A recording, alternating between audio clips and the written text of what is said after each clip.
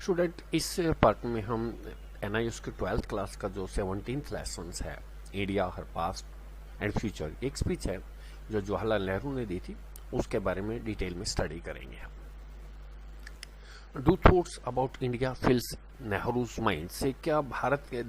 Do thoughts about India के भारत के बारे में जो विचार थे नेहरू जी के दिमाग को भर देते थे। Read the speech to find out, ये स्पीच पढ़ के, जो भाषण है उनका, इसका पढ़ के हिज थॉट, उनके विचारों के बारे में, अबाउट इंडिया के, भारत के पास्ट भूतकाल के बारे में, प्रेजेंट वर्तमान के बारे में और फ्यूचर के बारे में पता लगेगा। और स्पीच को पढ़ने के बाद में read and understand speech in English में पढ़ के देखो कोई भी स्पीच आप लोग। यूज एंटोनियम, विपरीतार्थक शब्दों का प्रयोग होगा और use the correct form of the verbs, मतलब वर्ब जो टेंसेज हैं हमारे, उनका प्रयोग दिया गया होगा ग्रामर के अंदर। बैक एक्सरसाइज में हम बाद में कर लेंगे। टू एंडेवर्स टू अंडरस्टैंड, ये हम कोशिश करें समझने की। एंडेवर होता प्रयास करना, टू अंडरस्टैंड समझने का। And describe the India's today, और वर्णन करने का आज के भारत का। Would be A task of a brave man, एक बहादुर आदमी का काम होगा। टास्क होता है कार्य। To describe tomorrow's India would words on restlessness, to describe वर्णन करना आज के भारत का। वुड वर्ड्स, एक हम किनारे पर होंगे, और रेस्टनेस उतावलेपन के, मतलब जल्दबाजी में रैपिडली हम जो काम करते हैं अंधाधुंध तरीके से रेस्टनेस कहते हैं उसको, उतावलेपन में काम करना। मतलब टू डिस्क्राइब टुमारोज इंडिया, कल के भारत का वर्णन करना। वुड वर्ड्स ऑन रेस्टनेस, उतावलेपन के किनारे पर होगा। वर्ड्स मैंने किनारा, साइड मीन्स ब्रिंक जिसको हम कहते हैं। व्हाट इज इंडिया, भारत क्या है, दैट इज ए क्वेश्चन, यही एक सवाल है। Which has come back again and again to my minds, जो पर्सन बार बार जो मेरे दिमाग में आता है। The early beginnings of our society,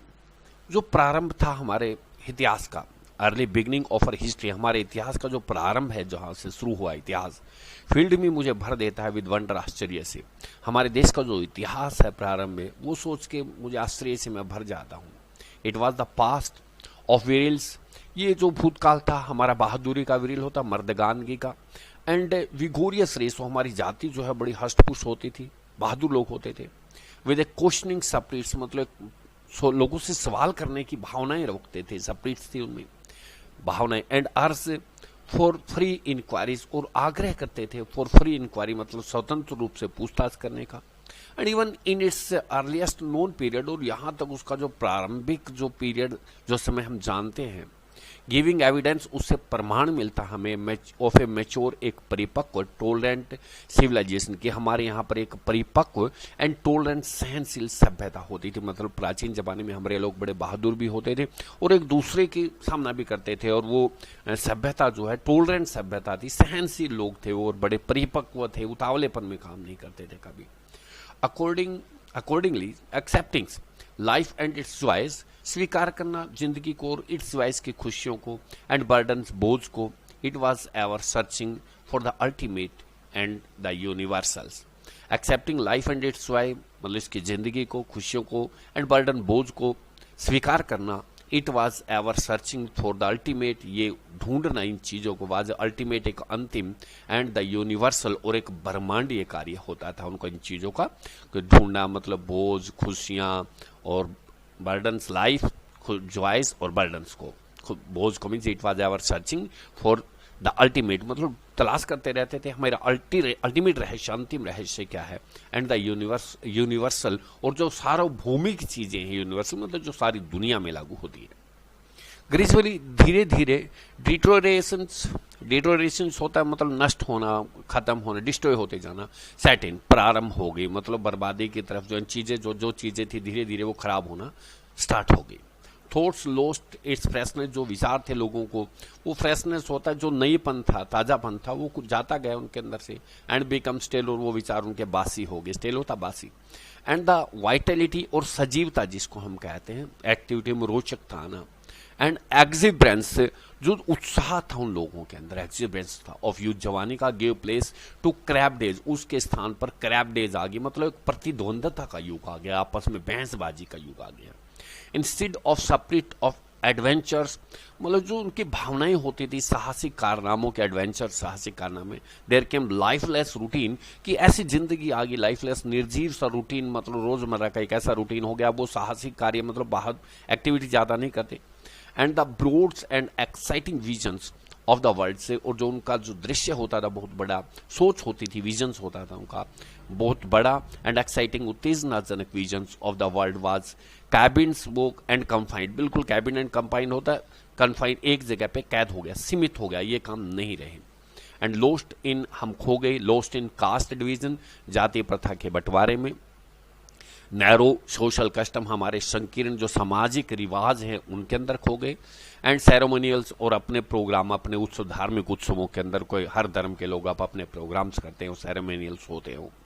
even so तो भी इंडिया वॉज वाइटल एनफ, इतना ज़्यादा तो फुल ऑफ एनर्जी, वाइटल मैंने महत्वपूर्ण भी होता है, और इतनी तो ताकत भारत के अंदर थी टू एब्जॉर्ब होता, शोषित कर लेना the mass of peoples that flowed into her mighty oceans of humanities, and she never quite forgot the thought that had steered in the days of her youthful vigours. India was vital enough, कितना तो ऊर्जा भारत के अंदर थी, इतनी ताकत होती to absorb the mass of people, की एब्जॉर्ब होता शोषित करना, अपने अंदर लीन कर लेना, द मास ऑफ पीपल होता लोगों की भीड़ को अपने अंदर रख रखता था, that floats into her mighty ocean of humanity, जो बह जाते थे, फ्लोट होता बह जाना, इनटू हर माइटी, उसके ताकतशाली ओशन महासागर में, ऑफ ह्यूमैनिटी, मानवता के, and see never quite forget, और अपना देश कभी नहीं भूल पाया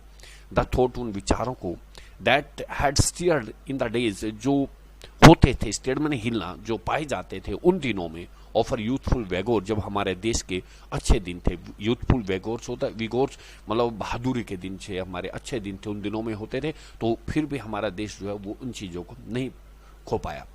सब्सिक्वेंटली इसके परिणाम स्वरूप India was powerful influence by the comings of Islam and Muslim invasion. Subsequently इसके साथ में इंडिया वॉज पावरफुल, कि भारत जो इतना ताकतशाली, इन्फ्लुएंस इसके ऊपर इतना प्रभाव हुआ, जोरदार प्रभाव हुआ, by the coming of Islam, और मुस्लिम लोग भारत के अंदर आए, इन्वेजन होता, आक्रमण हुए, इस्लाम और मुस्लिम लोगों के यहाँ पे आक्रमण हुए, वेस्टर्न कॉलोनीज पावर्स फॉलोड, उसके बाद में जो पश्चिम के जो साम्राज्यवादी ताकतें थी, अंग्रेज आए यहाँ पे, फ्रांसीसी आए, कॉलोनियल्स पावर होती हैं वो साम्राज्यवादी ताकतें, फॉलोड उसके बाद में आए, bringing a new type of domination, लेकर आए एक नए प्रकार का डोमिनेशन, प्रभुत्व, एंड ए न्यू कॉलोनिज्म, एक नया साम्राज्यवाद, एट द सेम टाइम, और उसी समय the impact of fresh idea, हाँ प्रभाव, इम्पैक्ट प्रभाव फ्रेश आइडियाज, नए विचारों का,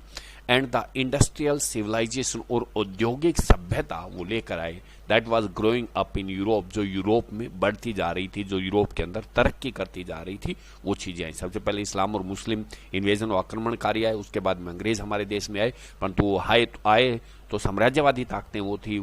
जो पुराने हमारे विचार थे उन्होंने खो दिए, उनकी जगह पे नए विचारों का प्रभाव हमारे अंदर हुआ, औद्योगिक जो सभ्यता थी वो पहले ही यूरोप के अंदर विकसित हो चुकी थी। The period culminated after in a long struggles, ये इस पीरियड का, इस समय का कल्मिनेटेड होता समापन होना, खत्म होना, आफ्टर लॉन्ग स्ट्रगल, लंबे संघर्ष के बाद में समापन हुआ, इन इंडिपेंडेंस, भारत की आज़ादी मिली, and now we face the future, अब हम सामना करते हैं भविष्य का, with all this burden of the past, हमारे पास ये भूतकाल का सारा बोझ है, इस बर्डन के साथ में हमें आगे बढ़ना है, अपॉन अस, हमारे ऊपर ये बोझ है भूतकाल का, एंड द कंफ्यूज ड्रीम, और हमारे उलझन भरे ड्रीम, सपने हैं, and steering of the future, और हम हिलते जा रहे हैं, डगमगाते जा रहे हैं फ्यूचर, भविष्य की तरफ, that we seek to build, जिसको हम बनाना चाहते हैं, एंड स्टीयरिंग्स, हमारी हलचलें, ऑफ द फ्यूचर, भविष्य की तरफ, दैट वी सीक होता ढूंढना, टू बिल्ड, जिसको हम ढूंढकर बनाना चाहते हैं, उसकी तरफ हम आगे बढ़ने का प्रयास कर रहे हैं। कुछ पार्ट हम सेकंड सेक्शन का भी ले लेते हैं, क्योंकि मुश्किल लेसन है, थोड़े डिफिकल्ट वर्ड इन्होंने नेहरू जी ने दिए हुए। टुडे वी आर कंफ्यूज, हाल के समय में हम उलझन में हैं, should we follow the lead given by the West, क्या हमें उसी मार्ग पर चलना चाहिए जो हमें पश्चिम ने दिया है, सिविलाइजेशन, इंडस्ट्रियल सिविलाइजेशन का, एंड फॉरगेट आवर पास्ट, और अपने भूतकाल को भूल जाना चाहिए, और should we try to receive the past glory of India, revive होता पुनर्जीवित करना, the past glory of India, क्या हमें भारत की जो इतिहास है, बहुत पुराना, बहुत शान का इतिहास है, ग्लोरी होता है शान, क्या हमें उसको पुनर्जीवित करना चाहिए। Gandhi showed us the right path, Gandhi ji ने हमें सही रास्ता दिखाया, सेज नेहरू जी ये बात कहते हैं। In the tumult and confusion of our times, ये शोर शराबा, ट्यूमलेट होता शोर शराबा, एंड कंफ्यूजन, उलझन ऑफ अवर टाइम, हमारे समय के ये शोर शराबे, ये उलझन, we standing facing both ways, कि हम सामना कर रहे हैं दोनों तरफ से, फॉरवर्ड टू द फ्यूचर, आगे तो हमारा भविष्य है, and backward to the past, और पीछे हमारा भूतकाल है। वी स्टैंड फेसिंग, हम खड़े हुए इस शोर शराबे में, उलझन में हम खड़े हुए दोनों साइडों में सामना कर रहे हैं, किस चीज़ का, भविष्य की तरफ का, और बैकवर्ड जाए तो पास्ट का है। आगे जाएंगे तो फ्यूचर है हमारा, और पीछे जाएंगे तो हमारे देश का भूतकाल देखना पड़ता है। Being pulled in both direction, और हमारे को खींचा जा रहा है दोनों दिशाओं में हमारा ध्यान है, फॉरवर्ड भी बैकवर्ड भी। How can we resolve the conflict, हम कैसे हल कर सकते हैं इन झगड़ों को, कॉन्फ्लिक्ट और झगड़े, रिजोल्व मैंने हल करना। इवोल्व स्ट्रक्चर, इवोल्व होता है विकसित करना, बनाना। स्ट्रक्चर एक ऐसा ढांचा बनाते हैं फॉर लिविंग, रहने के लिए, विच फुलफिल और मटेरियल नीड, जो पूरी करता है हमारी भौतिक आवश्यकताओं को, and at the same time, और उसी समय सस्टेन, कायम रखता है, और माइंड्स एंड स्पिरिट्स, हमारे दिमाग को और हमारी भावनाओं को। व्हाट न्यू आइडियल्स और old ideals varied and adapted to the new worlds can we place before our peoples, and how can we galvanize the people into wakefulness and actions. What new ideals भी, कौन से पुराने विचार, आदर्श, ideals होता है आदर्श, और old ideals या फिर पुराने या नए हमारे कोई भी आदर्श हो, वेरीज अलग अलग हों, एंड अडेप्टेड होता है स्थिति के अनुसार ढालना, टू द न्यू वर्ल्ड, जो हमने न्यू, जिस नई दुनिया के अनुसार ढाले हैं वो। Can we place before our people, क्या हम रख सकते हैं उन चीज़ों को हमारे लोगों के आगे, and how can we galvanise होता है ढालना, द पीपल, हम अपने लोगों को किस प्रकार ढाल सकते हैं उस स्थिति के अनुसार, इन टू वेकफुलनेस है, वेकफुलनेस नहीं, वेकफुलनेस होता है जगाना, एंड एक्शंस की, उनको उन पुराने विचारों के अंदर से जगाकर कार्य करने के लिए किस प्रकार हम उन लोगों को प्रेरित कर सकते हैं। ये बात ही the what new ideals and old ideals, क्या हमारे पुराने भी आदर्श और नए आदर्श वेरीड अलग अलग थे, and adapted to the new worlds, और वो हमने ढाले थे, अडेप्टेड होता है स्थिति के अनुसार ले लेना न्यू वर्ल्ड्स के अंदर। Can we place before our peoples, क्या हम ऐसी चीजें अपने लोगों के सामने रख सकते हैं, अपनी दुनिया के आगे, अपने देश के लोगों के आगे, and how can we galvanise, कैसे हम ढाल सकते हैं द पीपल, लोगों को, इनटू वेकफुलनेस, उनको जगा सकते हैं, कैसे हम जागृत कर सकते हैं, एंड एक्शंस, और वे कार्य करें ताकि। चेंज इज एसेंशियल, बदलाव जो है वो आवश्यक है, एसेंशियल है, change is essential, but continuity is also necessary, परंतु उसको लगातार बना के रखना भी, वो भी आवश्यक है। कंटिन्यू होता, कंटिन्यू जारी रखना उसको। The future has to be build on the foundations laid in the past and in the present, जो भविष्य है हमारे देश का, हैज टू बी लेड, उसको बनाना पड़ेगा, डालना पड़ेगा, ऑन द फाउंडेशन, उन आधारों के ऊपर, लेड इन द पास्ट, जो हमने हमारे पूर्वजों ने डाले थे भूतकाल में, एंड इन द प्रेजेंट, और वर्तमान में जो हमारे आधार हैं। टू डिनाई द पास्ट, अगर हम डिनाई मना करते हैं अपने भूतकाल को, and break with it completely, उसको अलग, अपने आप को अलग कर लेते हैं पूर्ण रूप से भूतकाल से, is to uproot our self, कि ये तो हुआ कि अपने आप को हमें जड़ से उखाड़ रहे हैं, हम अपने आप को अपरूटेड कर रहे हैं, हम अपने आप को, एंड सेपलेस होता है विदर, मुरझा जाना, मतलब ड्राई, अपने आप को सुखा रहे हैं, अपने आप को बेकार कर रहे हैं। It was the virtue of Gandhi ji, ये गुण था गांधी जी का, वर्च्यू होता गुण गांधी जी का, to keep his feet firmly, अपने पैरों को स्थिर करे, एक जगह फिक्स कर ले, to keep his feet firmly planted in the rich foundation, की फर्मली प्लांटेड, जड़ित कर ले, इन द रिच ट्रेडिशन, उस अपनी समृद्धशाली परंपराओं के अंदर, ऑफ और रेस, हमारी जाति की, एंड और सोल, हमारी धरती की, and at the same time, और उसी समय the functions on the revolutionary planes, और जो कार्य कर रहे हैं हम इस क्रांतिकारी क्षेत्र के ऊपर, प्लेन होता मैदानी इलाका जिसको हम कहते हैं, इस क्रांतिकारी क्षेत्र के ऊपर जो भी हम काम कर रहे हैं, ये गांधी जी का मंत्र था। अब वो वाली से महत्वपूर्ण बात है, ही लेड स्ट्रेस, उन्होंने जोर डाला, स्ट्रेस होता जोर डाला, लेड स्ट्रेस, उन्होंने जोर डाला, ऑन ट्रूथ, सच्चाई पे, एंड पीसफुल मीन्स, और शांतिपूर्वक तरीकों के साधनों से,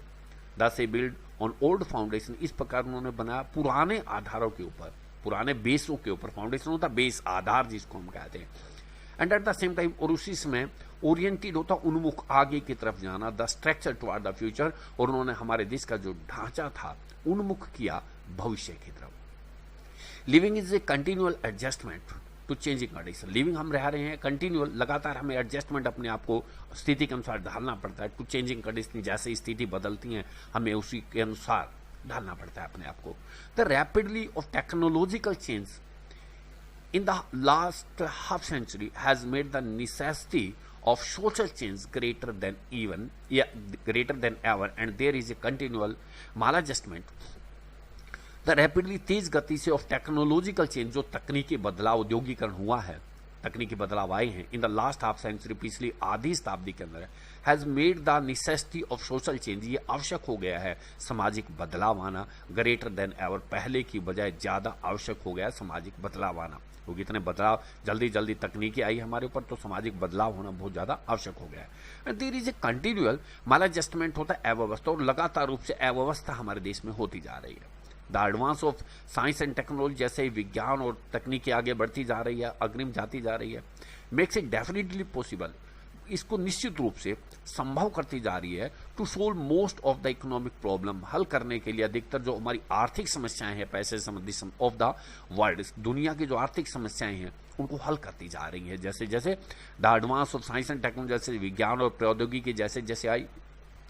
ये इंडस्ट्रियलाइजेशन, औद्योगिकरण हुआ, मेक इट डेफिनेटली पॉसिबल, इससे निश्चित रूप से संभव हुआ to solve most of the economic problem, अधिकतर जो आर्थिक समस्याएं हैं वो दुनिया की, ऑफ द वर्ल्ड, दुनिया की हल करने, मतलब गरीबी को काबू करने के लिए। एंड इन पर्टिकुलर विशेष तौर से to provide the primary necessity of life, जो प्राइमरी प्राथमिक आवश्यकताएं हैं जिंदगी की, वो उपलब्ध कराना महत्वपूर्ण है टू एवरीवन, प्रत्येक आदमी को, ऑल ओवर द वर्ल्ड, सारी दुनिया के अंदर। और ये संभव हुआ साइंस एंड टेक्नोलॉजी से, इकोनॉमिक गतिविधि हुई, हमारी आर्थिक जो समस्याएं हमारे सामने पैसे संबंधी आ रही थी उनको हमने हल कर दिया, और लोगों को जो बेसिक नेसेसिटी की चीजें थी वो प्रोवाइड करवाई। The method adopted will have to depend upon the background and the cultural development of the country or the community. The method adopted, जो भी तरीके ग्रहण किए जाएंगे, will have to depend, उसे निर्भर करना पड़ेगा, अपॉन द बैकग्राउंड, पृष्ठभूमि के ऊपर भी, एंड कल्चरल डेवलपमेंट, और सांस्कृतिक विकास के ऊपर, ऑफ ए कंट्री, एक देश के, एंड ए कम्युनिटी, और एक समुदाय के और देश के विकास के ऊपर। हमें द मेथड अडोप्टेड, जो भी हम तरीके ग्रहण के, विल हैव टू डिपेंड, जो भी तरीके हमने ग्रहण किए, विल हैव टू डिपेंड, हमें निर्भर करना पड़ेगा अपॉन द बैकग्राउंड, हमारी जो बैकग्राउंड क्या थी, हम गरीब थे, अमीर थे, अपने देश का पीछे पास्ट हमें देखना पड़ेगा, एंड कल्चर डेवलपमेंट, और सांस्कृतिक विकास ऑफ ए कंट्री, एक देश का और एक कम्युनिटी या फिर सामुदायिक विकास, इसके बारे में हमें देखकर ही चलना पड़ेगा। नेक्स्ट पार्ट जो है और उसके साथ में ग्रामर जो है नेक्स्ट सेक्शन की, वो एक ही वीडियो में कर लेंगे।